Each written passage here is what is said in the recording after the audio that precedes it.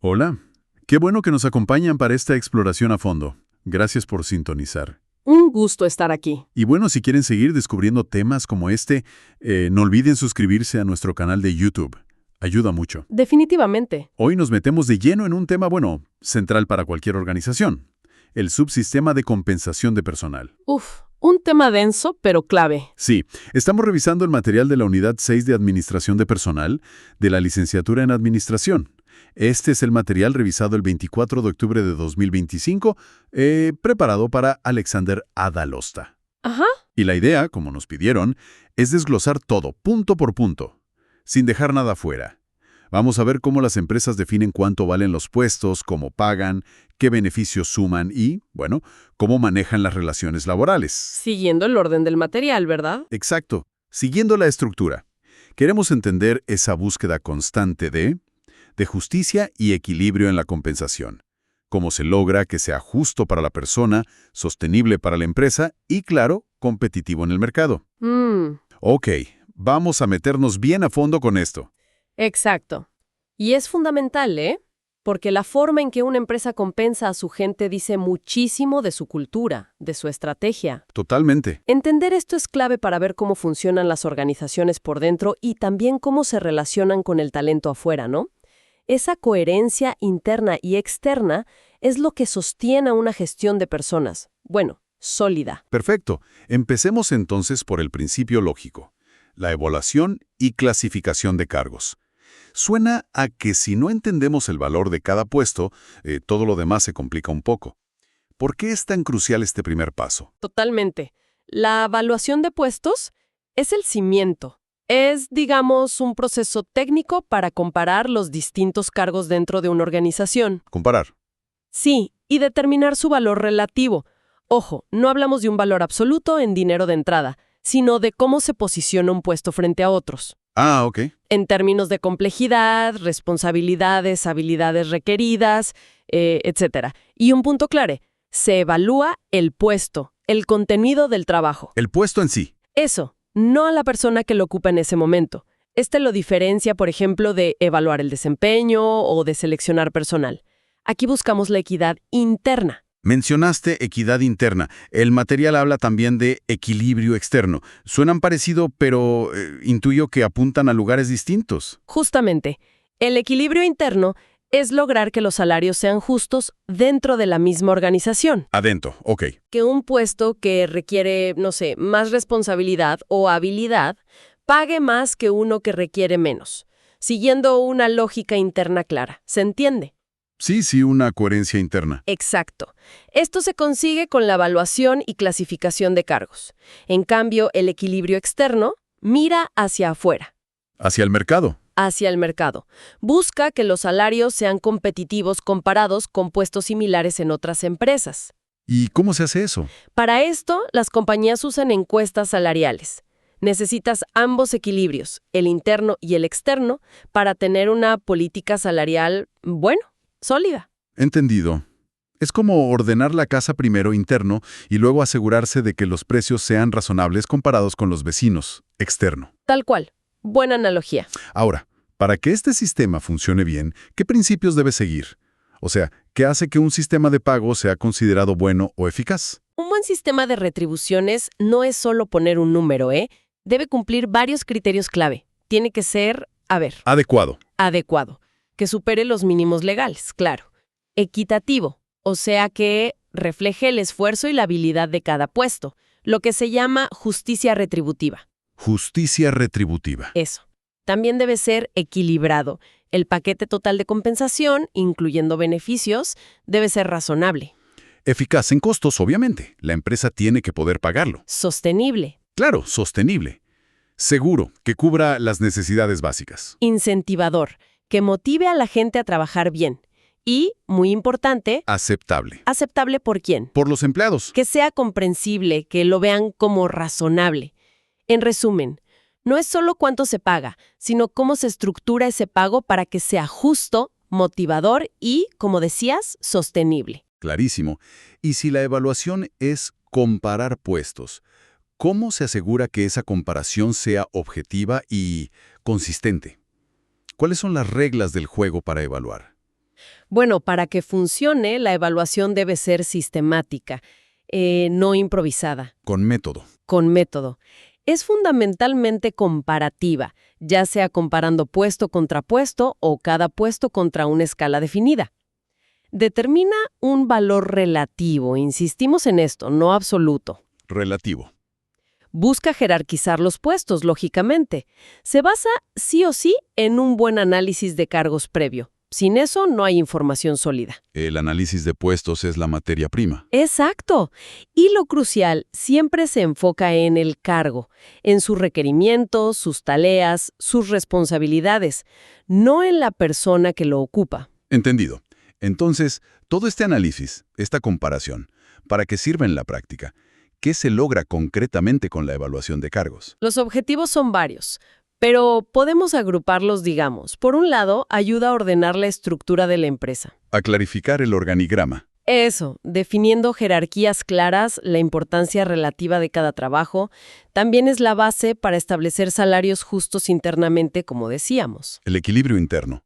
Y también para poder compararse con el mercado, o sea, lograr el equilibrio externo. Permite controlar los costos de personal de una forma más técnica, más defendible. Menos arbitraria. Justo. Sirve como fundamento para negociaciones salariales, ya sean individuales o colectivas.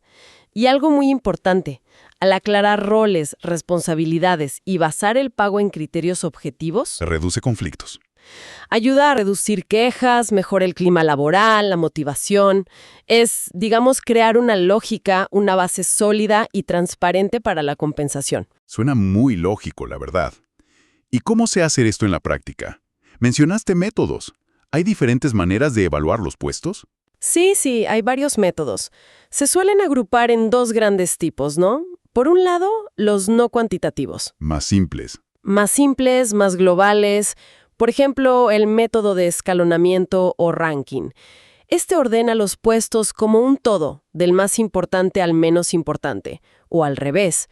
Pero, ojo, no te dice cuánto más importante es uno que otro. Solo el orden. Solo el orden. Después está el método de grados o categorías. Este fija niveles predefinidos, por ejemplo, no calificados, calificados, especializados o junior, semi-senior, senior, con descripciones claras para cada nivel. Y después cada puesto se clasifica en una de esas categorías. ¿Cómo encasillarlos? Algo así. Son más rápidos, sí, pero menos precisos, menos finos. ¿Y los otros? Los cuantitativos. Bueno, los cuantitativos son más analíticos. Descomponen cada puesto en factores. ¿Factores como cuáles? Como por ejemplo, requisitos mentales, habilidad necesaria, responsabilidad, esfuerzo físico, condiciones de trabajo, cosas así. Y a esos factores les asignan un valor numérico. Ahí está la diferencia clave. Claro, el método de comparación de factores es bastante complejo. Compara puestos usando factores y les asigna valores monetarios a cada factor en puestos de referencia. La suma tiene que dar el salario de ese puesto. Es complicado de aplicar bien. Suena engorroso. Lo es un poco. Por eso, el más usado, el más popular, es el método de evaluación por puntos. El de puntos. Ese asigna puntos a cada factor según el nivel o grado en que ese factor está presente en el puesto. Por ejemplo, cuánta habilidad manual requiere. Poca, mediana, mucha. Y cada nivel tiene puntos. La suma total de puntos de todos los factores te da el valor del cargo. Y permite comparar más objetivamente. Exacto. Es más objetivo, más detallado, aunque requiere más trabajo inicial para definir bien los factores, ponderarlos, o sea, darles un peso relativo, y crear las escalas de puntos. Hay que armar un buen manual. Esto de asignar puntos o valor suena a que necesita un árbitro o un equipo que lo supervise para asegurar la consistencia, ¿no? Que no cada uno valore como quiera. Exactamente. Ahí entra en juego el Comité de Evaluación de Cargos. ¿Quiénes lo forman? Suele incluir gente de recursos humanos, obviamente, analistas de compensaciones, si los hay, y también directivos o gerentes de las áreas involucradas, porque conocen los puestos de primera mano. Tiene sentido. Y tiene un doble rol este comité. Uno técnico, asegurar que la evaluación sea rigurosa, que sea uniforme en toda la empresa, que se apliquen bien los criterios. ¿Y el otro rol cuál es? Es un rol más político, digamos, lograr que el proceso y sus resultados sean aceptados por la organización. Si los jefes de línea participaron, es más fácil que después acepten y defiendan la estructura resultante. Claro, genera consenso. Genera involucramiento y aceptación. Es clave. Bien. Una vez que los puestos ya tienen su puntaje o su valor relativo definido, ¿qué se hace con eso? ¿Cómo se traduce en la estructura salarial concreta? Ese es el siguiente paso. La clasificación de cargos.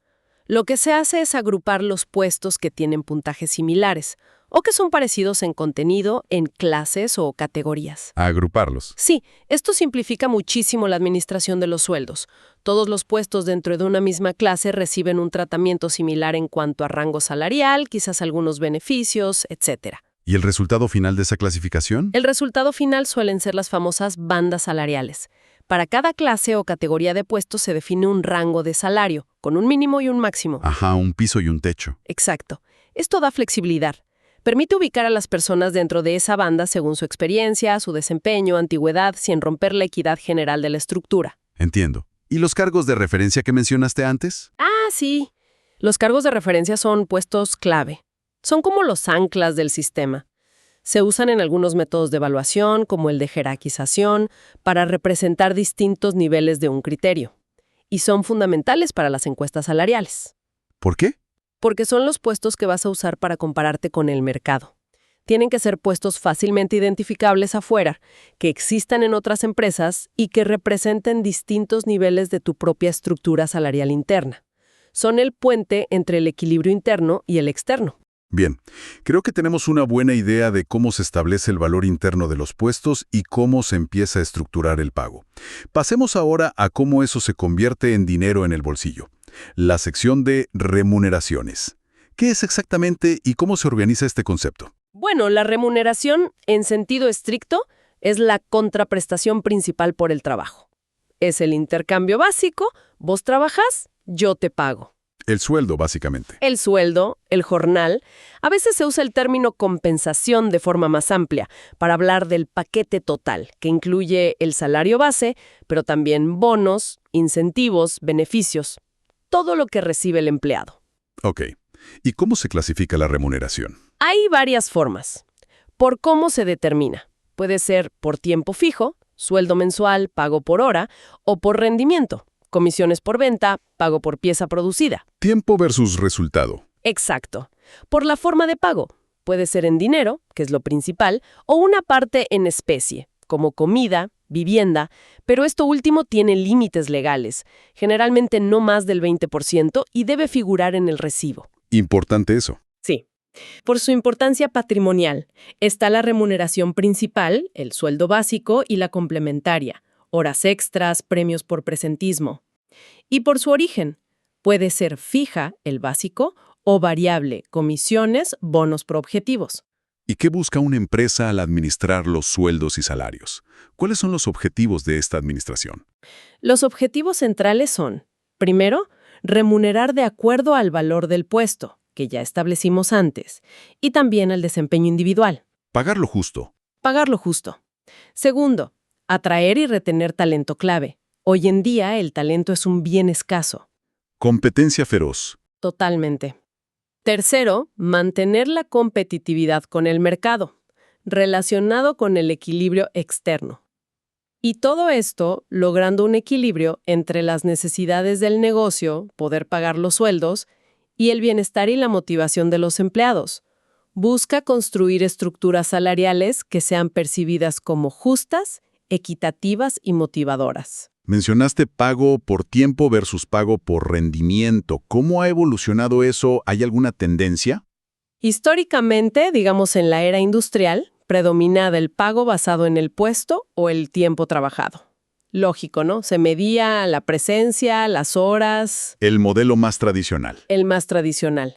Pero hoy, con el foco puesto en la innovación, en los resultados, en el valor agregado, hay una tendencia muy fuerte hacia incluir componentes basados en el rendimiento. La parte variable. La parte variable. Se busca que una parte de la remuneración esté ligada a los logros individuales, o del equipo, o incluso de toda la empresa. La idea es alinear más al empleado con los objetivos del negocio, convertirlo en un socio, digamos. Interesante ese cambio de enfoque, de pagar por estar a pagar por lograr. ¿Qué otros factores influyen en cuánto se termina pagando, más allá del valor del puesto en sí? Hay una mezcla de factores, lo que a veces se llama el wage mix, la mezcla salarial. ¿Cómo cuáles? Internamente, influyen cosas como la política salarial de la empresa. ¿Quiere ser líder en pagos, estar en la media o pagar un poco menos? También su capacidad financiera, claro. Los tipos de puestos que necesita, si son muy especializados o no, y cómo valora el desempeño individual. Eso por dentro.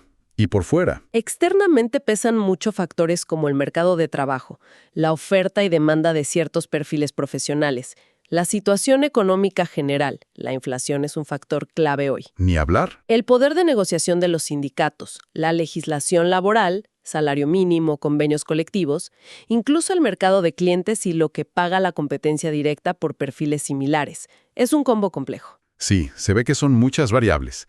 Y hablando de tendencias, además de la remuneración variable, ¿qué otros nuevos enfoques de remuneración están surgiendo o tomando fuerza? Bueno, además de la remuneración variable, que como dijimos busca convertir al empleado en un socio de los resultados. Que sea flexible, autofinanciada. Exacto, que dependa de que haya resultados positivos. Están surgiendo otros enfoques interesantes que ponen más el foco en la persona, no solo en el puesto. Por ejemplo, la remuneración por habilidades. Pagar por lo que sabes hacer. Justamente, se paga por las habilidades o conocimientos que la persona posee y puede aplicar, incentivando el aprendizaje continuo y la polivalencia, la flexibilidad. Puede ser un plan basado en conocimiento, típico para científicos o técnicos, o basado en habilidades múltiples, para personal de producción que puede operar distintas máquinas, por ejemplo. Y por competencias. La remuneración por competencias es parecida pero se enfoca más en atributos, en capacidades que agregan valor competitivo a la empresa, como liderazgo, trabajo en equipo, orientación al cliente, no solo habilidades técnicas. Más soft skills, digamos. También, sí. Y después están los planes de incentivos más específicos, diseñados para motivar comportamientos concretos, proactivos. ¿Ejemplos? Bonificación anual por desempeño, reparto de acciones de la compañía, opciones para comprar acciones a futuro, participación en los resultados o utilidades. Hay varias herramientas. La tendencia general es hacia una mayor flexibilidad y un reconocimiento más individualizado del aporte de cada persona. Para cerrar esta parte de remuneraciones, el material habla de consecuencias de los salarios. ¿A qué se refiere exactamente con eso? Se refiere a lo que comúnmente llamamos cargas sociales u obligaciones sociales. Son costos adicionales que el empleador debe pagar y que se calculan sobre los salarios. No son parte del salario de bolsillo del empleado, pero sí del costo laboral total para la empresa. Los aportes y contribuciones. Exactamente. Incluyen los aportes jubilatorios, las contribuciones a las obras sociales, el seguro de vida obligatorio, las asignaciones familiares que pagan CES, pero se financian con contribuciones, la ART, además del costo de días que se pagan, pero no se trabajan, como las vacaciones, los feriados. Todo eso incide sobre el costo final. Entendido. Son costos asociados al salario. Ahora, más allá del salario directo y estas cargas, están los beneficios sociales. ¿Qué son exactamente y qué papel juegan en todo este esquema? Los beneficios sociales son, digamos, todas esas extras que ofrecen las empresas más allá del sueldo. Pueden ser muy variados. Un comedor en planta, servicio de transporte, un seguro médico complementario, la prepaga, ayuda para guardería, descuentos en gimnasios, útiles escolares para los hijos. Un montón de cosas. Sí, son facilidades, comodidades, ventajas y servicios que buscan mejorar la calidad de vida del empleado y su familia. La idea es ahorrarle preocupaciones o gastos. Son una forma de remuneración indirecta. Indirecta, no es plata directa en el bolsillo. Generalmente no. Y son una herramienta clave para atraer, retener y motivar al personal. A veces un buen paquete de beneficios pesa tanto o más que un salario un poco más alto. Y en Argentina mencionaste que la Ley de Contrato de Trabajo, LCT, les da un tratamiento especial, ¿verdad? Hay un artículo clave. Sí, el artículo 103 bis de la LCT es fundamental para entender esto aquí. Establece que estos beneficios, si cumplen ciertos requisitos, tienen naturaleza de seguridad social Y lo más importante, son no remunerativos. ¿Qué implica que sean no remunerativos? Implica que sobre su valor económico, porque algún valor tienen aunque no se paguen en dinero, no se calculan aportes ni contribuciones a la seguridad social, ni para el empleado ni para el empleador. Ah, eso es una diferencia grande con el salario. Enorme. Además, la ley dice que deben ser no dinerarios, o sea, no se pueden cambiar por plata directamente, no son acumulables ni sustituibles en dinero. Y su objetivo legal es mejorar la calidad de vida del trabajador y su familia. ¿Y la ley da ejemplos? Sí, el 103 bis da ejemplos. El servicio de comedor, reintegros de gastos de medicamentos o guardería, provisión de ropa de trabajo, útiles escolares, pero aclara que la lista es enunciativa, no taxativa. O sea, podría haber otros beneficios con estas características. Es una distinción muy importante en la práctica. Clarísimo. ¿Y por qué las empresas invierten en estos beneficios si no son salario directo? ¿Qué buscan lograr con ellos? Buscan múltiples cosas en realidad. Primero, como dice la ley, mejorar la calidad de vida de su gente. Eso genera bienestar. Segundo, fortalecer el clima organizacional, crear un ambiente más agradable. Gente más contenta. Exacto. Tercero, ayudar a reducir la rotación de personal y el ausentismo. Si estás a gusto, si te cuidan, es menos probable que te vayas o faltes. Cuarto, facilitar la atracción y retención de talento, como decíamos antes. Un buen paquete de beneficios es un diferencial. Te hace más atractivo como empleador. Sin duda. Y en general, buscan aumentar la satisfacción, la lealtad, la moral del equipo. Al planearlos, las empresas buscan que respondan a necesidades reales de sus empleados, que sean eficientes, quizá es más barato dar un servicio grupal que si cada uno lo contrata por su cuenta, que lleguen a la mayor cantidad de gente posible y que sean sostenibles económicamente para la compañía. Hay diferentes tipos de beneficios. Se pueden clasificar. Sí, se pueden clasificar de varias maneras para entenderlos mejor. Una forma es por su exigencia. Están los legales, que son obligatorios por ley o por convenio colectivo, como el aguinaldo, las vacaciones pagas, la licencia por maternidad. Los que sí o sí hay que dar. Esos.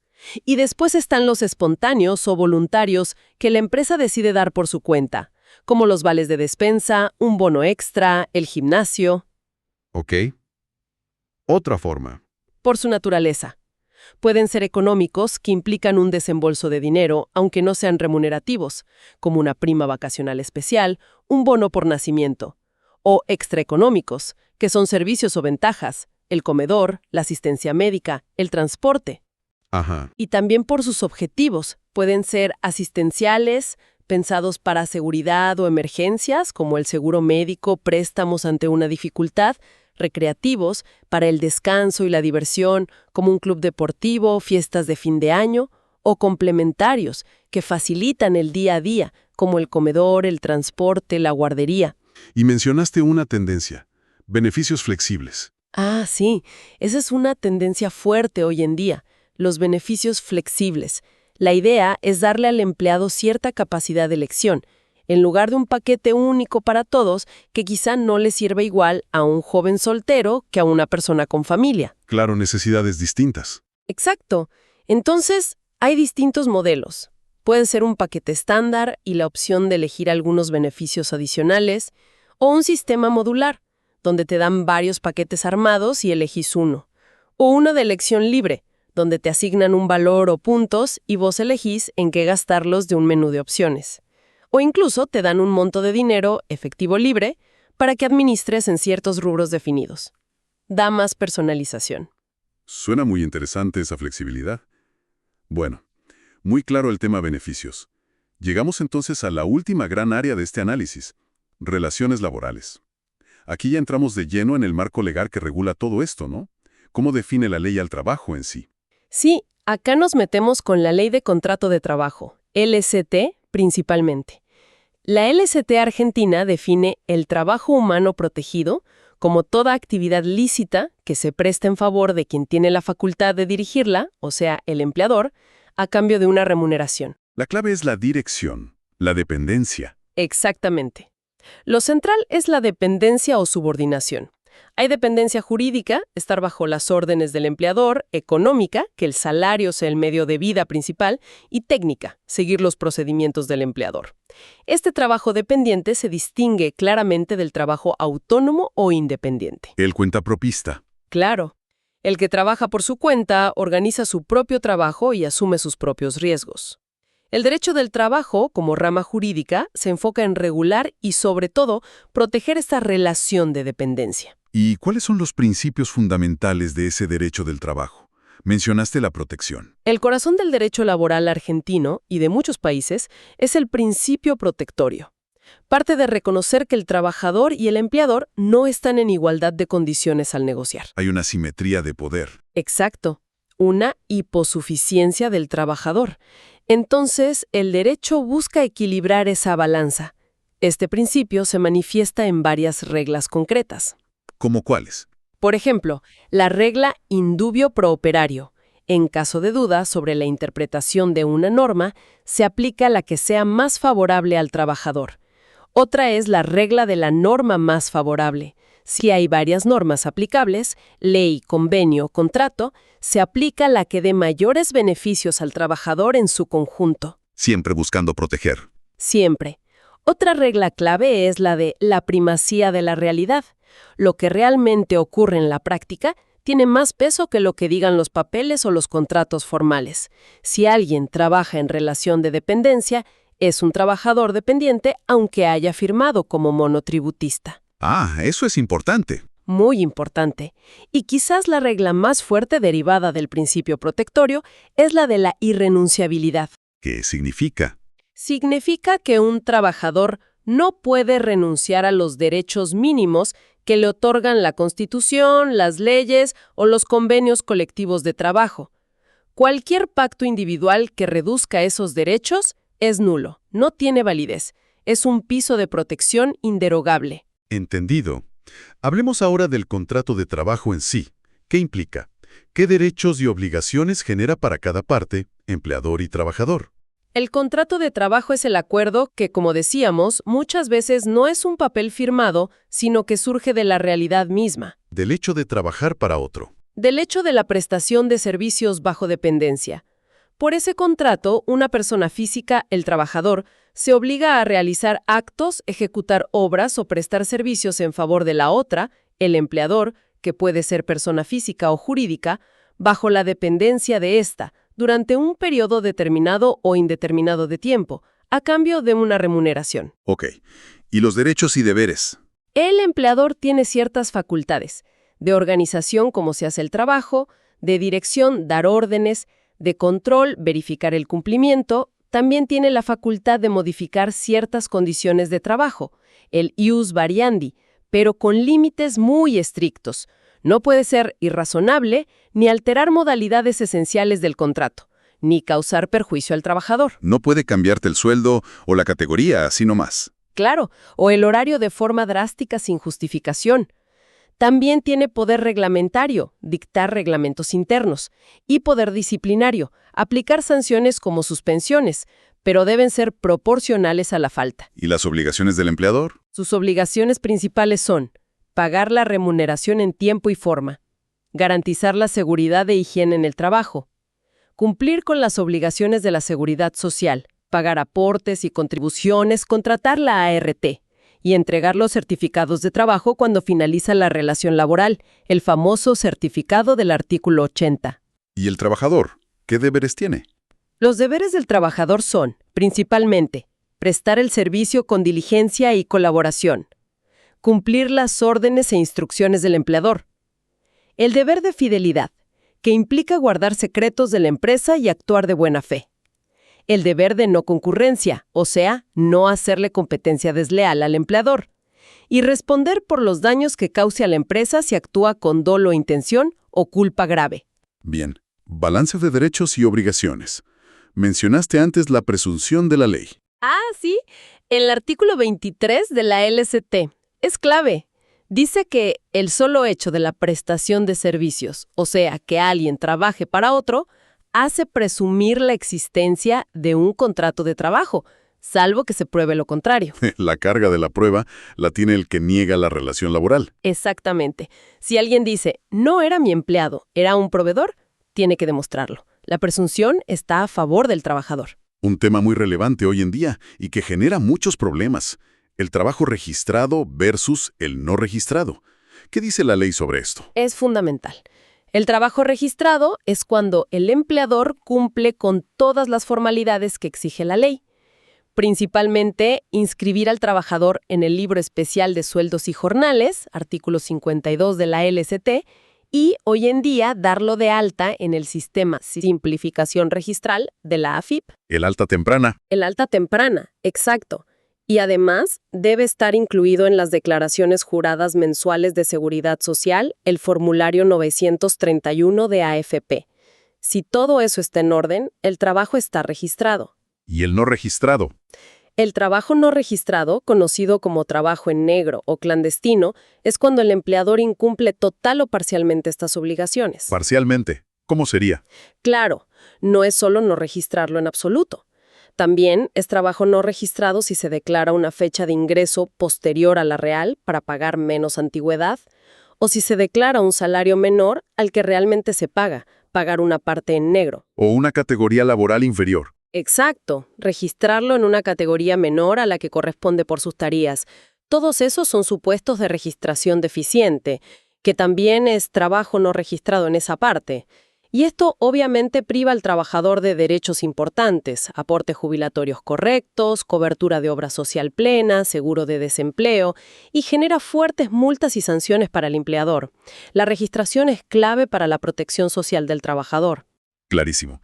¿Y qué hay de la cobertura por accidentes de trabajo, la famosa ART? ¿Cómo encaja en esto? Bueno, la Ley de Riesgos del Trabajo, la 24.557 y sus modificatorias, establece la obligación para todos los empleadores de contratar una aseguradora de riesgos del trabajo, ART. Obligatorio. Es obligatorio. Tienen que afiliarse a una ART. O si cumplen requisitos muy estrictos, autoasegurarse. Muy poco común. Esta contratación, la ART elegida y la fecha de inicio del contrato deben informarse también en el sistema Simplificación Registral de AFIP. ¿Y qué cubre la ART? La ART se hace cargo de cubrir las contingencias laborales, los accidentes ocurridos en el trabajo o in itinere, yendo o volviendo del trabajo, y las enfermedades profesionales listadas por ley. Cubre las prestaciones médicas necesarias, atención, rehabilitación y las prestaciones dinerarias, pagos por incapacidad temporal o permanente o indemnización por fallecimiento. Es una obligación clave del empleador para proteger la salud y la integridad del trabajador. Perfecto. Para ir terminando este recorrido exhaustivo, repasemos algunos elementos básicos pero cruciales para la liquidación salarial. ¿Qué tenemos que recordar? Bien. A modo de síntesis, recordar que la remuneración es la contraprestación por el trabajo. No puede ser inferior al salario mínimo, vital y móvil. Se debe pagar por poner la fuerza de trabajo a disposición, aunque no se asignen tareas concretas. Ok, la fijación puede ser por tiempo, mes, quincena, hora o por rendimiento, comisión, a destajo. Las formas de pago principal es en dinero, pero se admite hasta un 20% en especie, vivienda, comida, etcétera, que debe estar valorizado en el recibo. ¿Y los medios de pago? Los medios admitidos son efectivo, cheque a la orden del trabajador o la forma más común hoy, acreditación en cuenta sueldo bancaria. Los plazos de pago son estrictos, para personal mensualizado, dentro de los 4 días hábiles posteriores al fin del mes. Para jornaleros o por hora, puede ser semanal o quincenal, con plazos de 3 o 4 días hábiles postperiodo. La mora es automática si no se cumple. El aguinaldo, el sueldo anual complementario o aguinaldo, es obligatorio.